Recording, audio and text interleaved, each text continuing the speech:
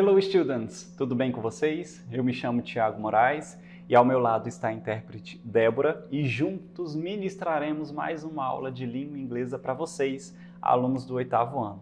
Eu espero que vocês estejam bem recarregados, saudáveis e prontos para mais um novo ciclo de aulas aqui no Conexão Escola.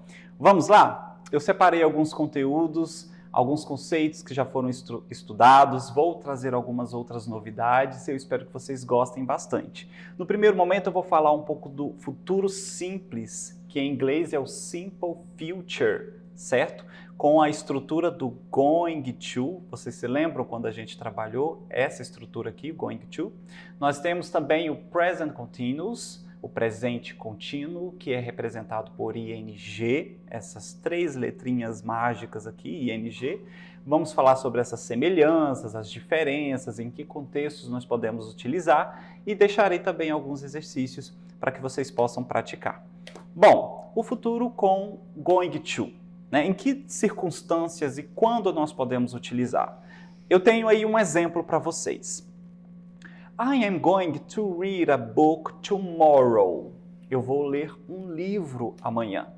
A estrutura deste futuro com going to é representada por sujeito, verbo to be, going to, o verbo principal e o complemento. Essa é a estrutura que você precisa seguir para elaborar frases no going to.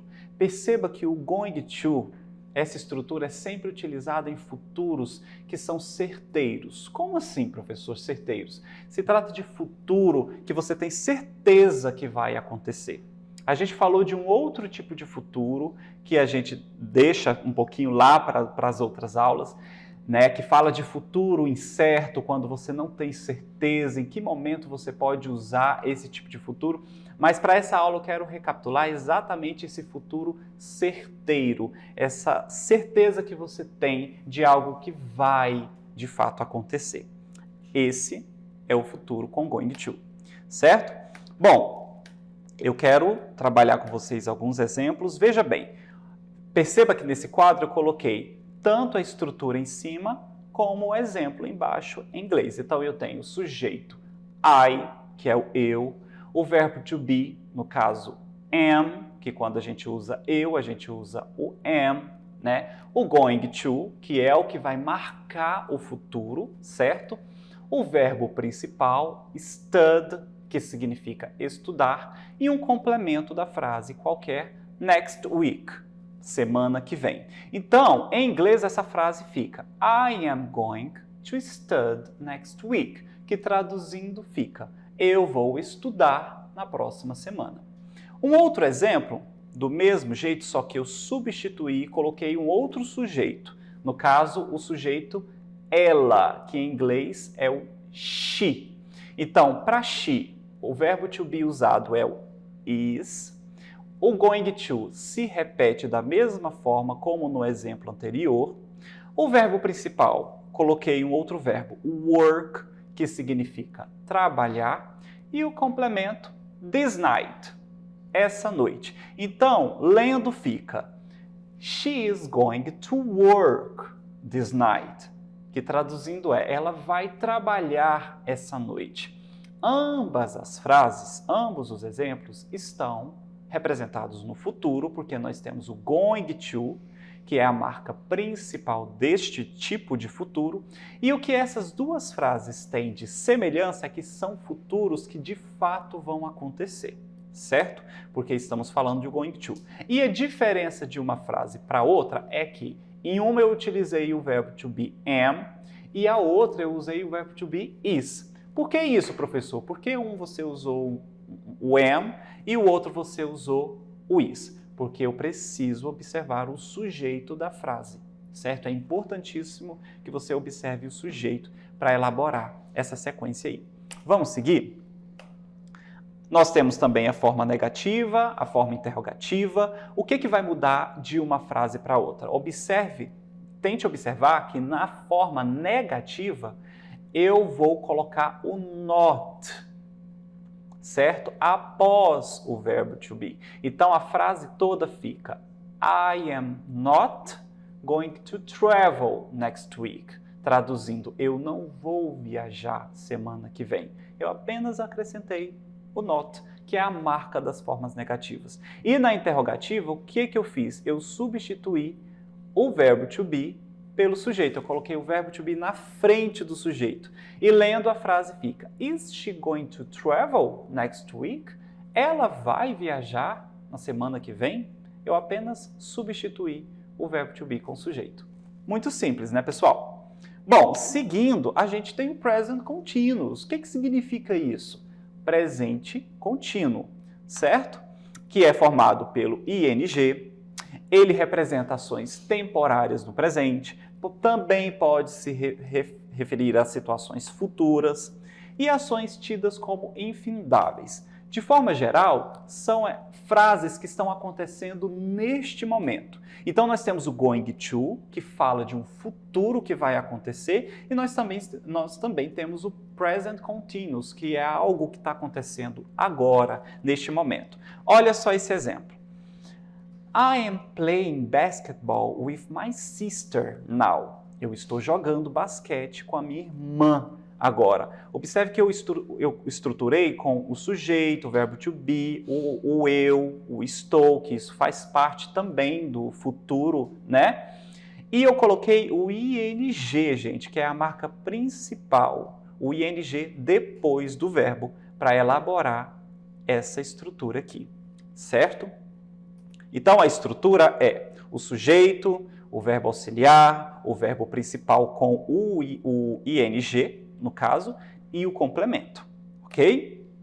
Bom, vamos seguir para mais alguns exemplos. Eu tenho aqui, ó, Peter is working now, né? Pedro está trabalhando agora. É uma ação que está acontecendo agora, certo? Outro exemplo.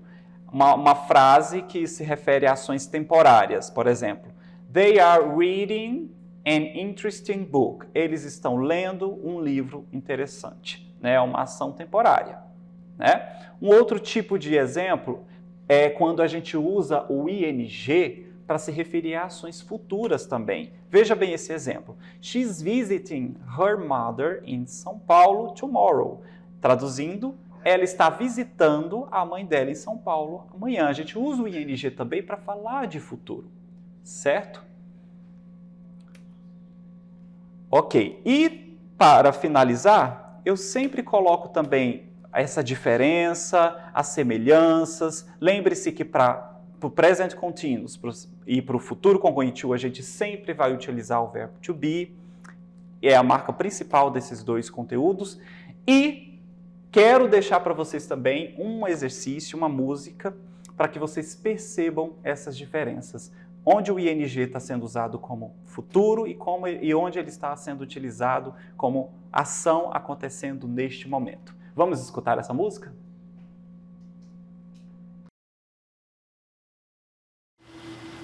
I'm told that you've been hurt before, but no one's ever let me quite this short. Your words cut deeper than a knife. Now I need someone to bring me back to life. Got a feeling that I'm going under, but I know that I'll make it out alive. If I quit calling you my lover, move on. You want me, leave me till I can't breathe, shaking, falling onto my knees. And now that I'm without your kisses, I've been needing stitches, dripping over myself, aching, begging not to come out. And now that I'm without your kisses, I've been needing stitches, just like a moth drawn to the flame. Oh, when you're lonely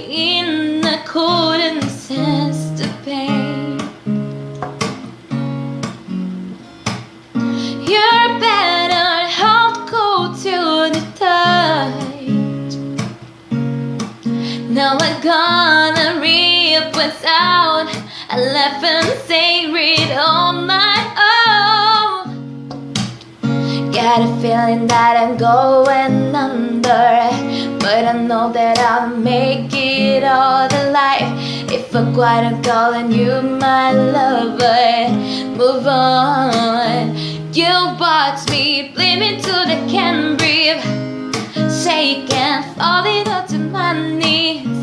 And now that I'm without your kisses, I'll be needing stitches, dripping over myself, aching, begging not to come help. And now that I'm without your kisses, I'll be needing stitches.